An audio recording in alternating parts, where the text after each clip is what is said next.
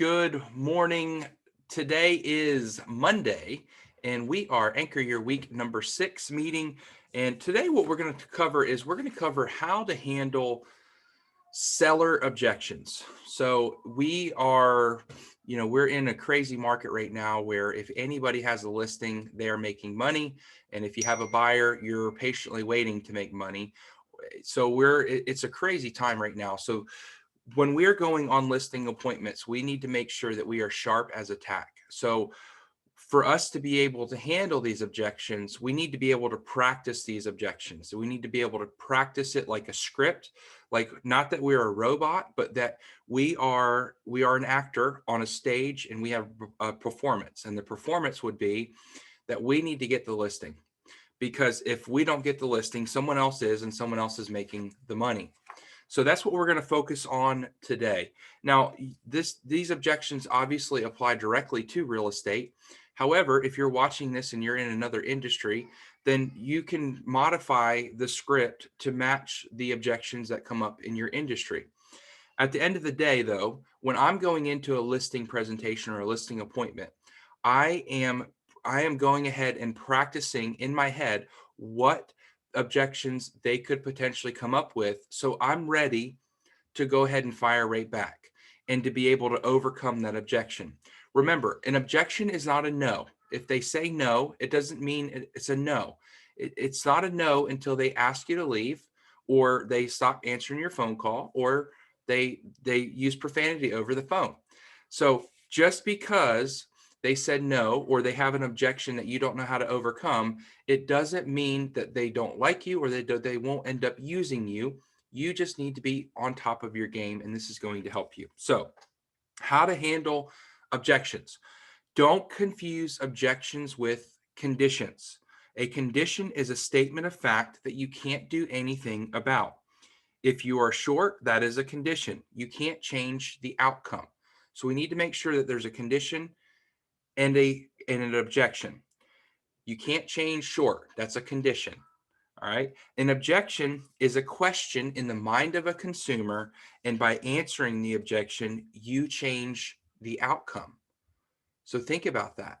All an objection is just a question, and we have the ability to answer that question and change the outcome of that question. When your presentation is strong, you will get very few objections. So practice your presentation so your confidence shows through. Again, this may be where you're practicing with your spouse. Hey, Christiana, I need you to act like you're a seller, and I need you to ask me this question. Now, and I'll give her a list. You pick one of these questions, and then we're role playing back and forth, and she can add another objection in. And now I'm practicing. You could role play with another agent. You could call them up and say, hey, let's role play. That is the best way that you're going to do it. You need to have somebody throw a wrench in your plans and switch it up in the middle of it and say, well, I need to do this objection. If you continue to get the same objection over and over, then change your presentation to address the objection up front. So one of those objections is going to be potentially looking at the fact that, well, there's no inventory, so where am I going to go? I'm going to go ahead and prepare my listing presentation to include that in the very front end of the presentation. So that way they're not sitting there thinking about it versus listening to the listing presentation that I'm offering to them. Have 2 or 3 responses for the most common objections, and you'll be fully prepared. You can't just go in with one. You got to have a couple. Logic. Now I've said this multiple times. So if this is the first time you're hearing it, I really want you to lock it in. Logic makes people think, and emotions make people act. We don't want people to just think logically. We want them to experience the emotion of it. How would you feel if you lost this house by $2,000? Are you really willing to risk losing this house over $5,000? So we bring emotion into it. How would you feel? And that makes people act versus, well, I'm just stuck on $5,000. It's logically, I'm paying $5,000 more than I want to versus emotion. So go back to motivation often to bring up emotions. Why are you doing this? Why are you selling? Well, you need to get to Arizona to be with family. So so how would you feel that if you went listed with somebody else, or if we listed too high, how would you feel if we made it to Arizona 3 months later because we didn't list at the price that we needed to? Emotions. When someone wants to work with you, you will hear objections. Let me say that again. When someone wants to work with you, you will hear objections. Otherwise, they would just have you leave, answer their objections, and get the listing. Don't argue with them. Don't go on the defense when they give you an objection. Approve of what they say. Great, fantastic, wonderful. I understand. Always agree. The two words that everyone loves to hear, you're right. So we come in and we agree with the objection. We have to relate with them to say, I understand the pain. I understand that there's nowhere to go. Or I understand that you really don't want to sell because this has been, you raised all your children there. I understand that. I so we relate with them, agree with them. We're building rapport, we're building trust, and then come in and move on and say, you're right. Ask a lot of questions to make sure you understand exactly what they're saying.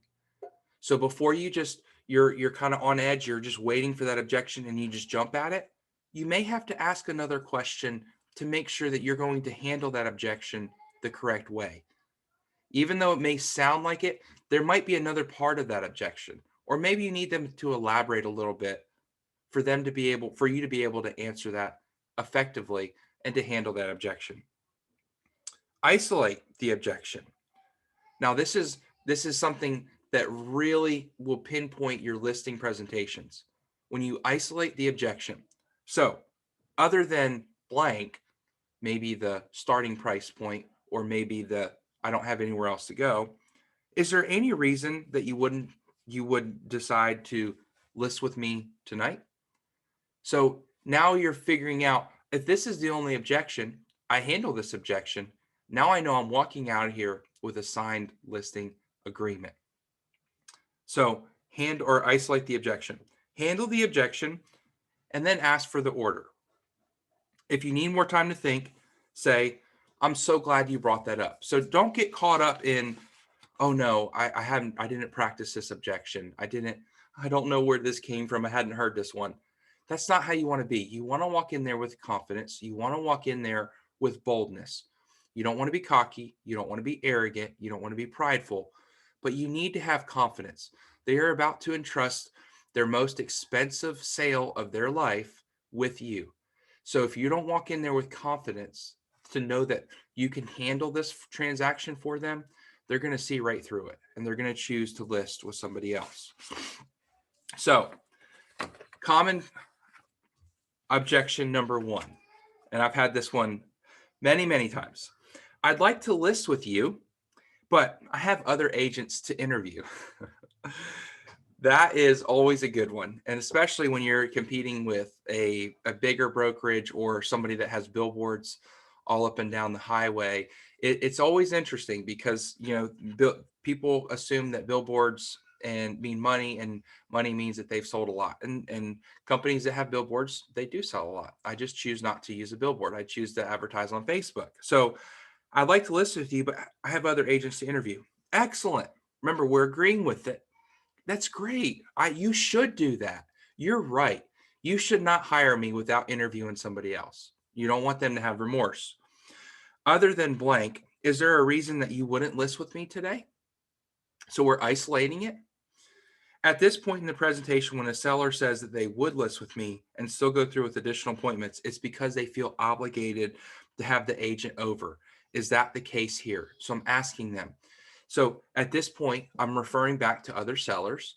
At this point, most of my sellers are agreeing that they're going to go ahead and list with me. So is the reason that you're not listing with me is because you feel obligated and that you're a loyal person and you don't want to hurt someone else's feelings? And then you go into this. Ready? Let me save you time as well as starting the process tomorrow to find you a buyer.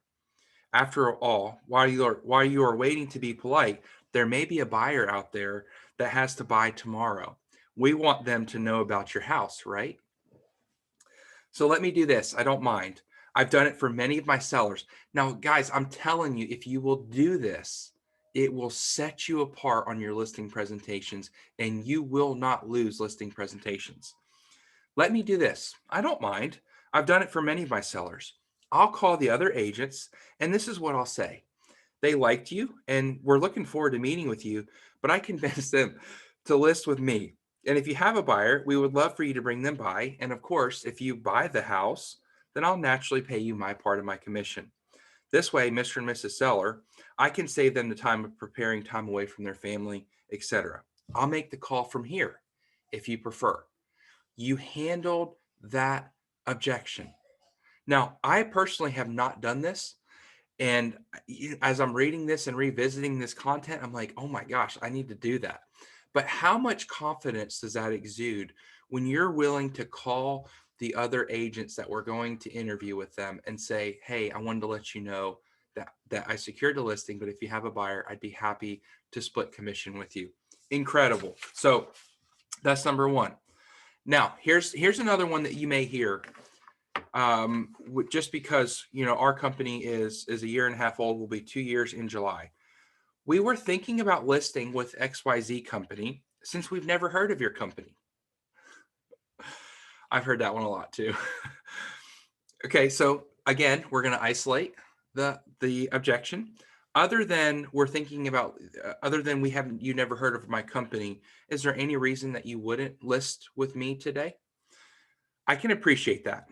In fact, thank you for bringing that up. We're agreeing with the objection. We're telling them that they're right, and then we're going to handle it. As we think about who really sells the house, it is the agent, not the company, right? In fact, many people choose big box brokerage because all the agents are partners. So every agent in our company wants to help me get your house sold because every agent can make money. So that's specific to that brokerage.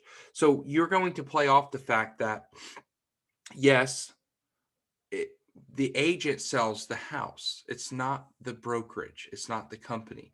And then you can also mention to them that we have agents across the North Georgia area, and that we all have buyers in this market right now, and we may have a buyer before we even go to market.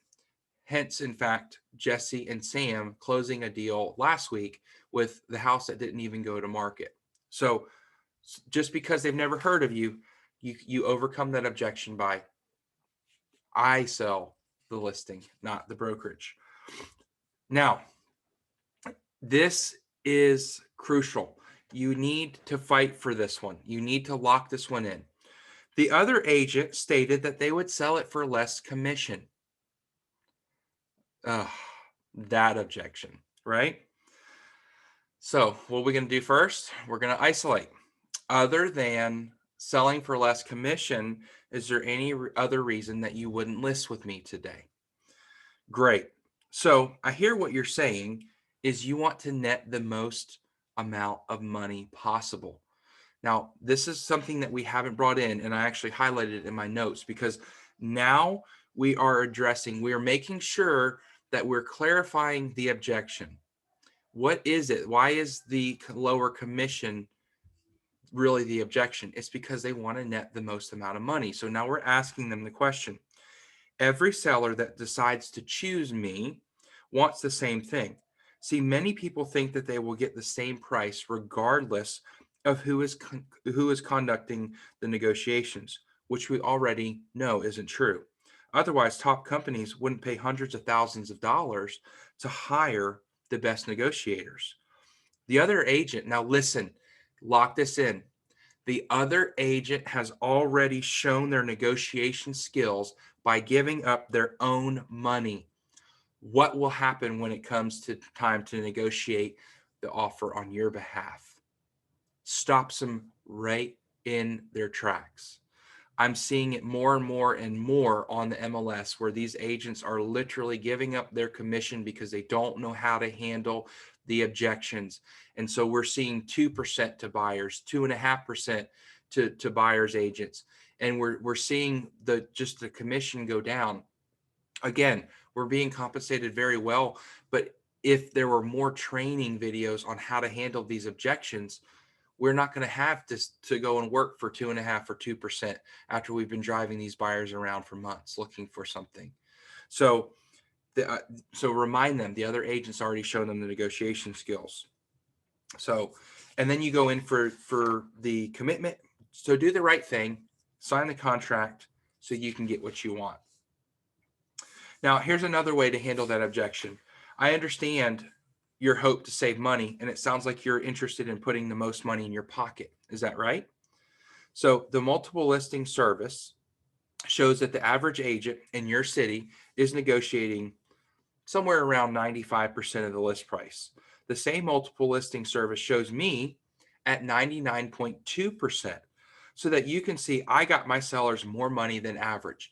So this is another way. If the objection of, well, the listing agent already showed that they negotiated theirs lower, so they're going to negotiate less for you, then you can go, you have to know your numbers though.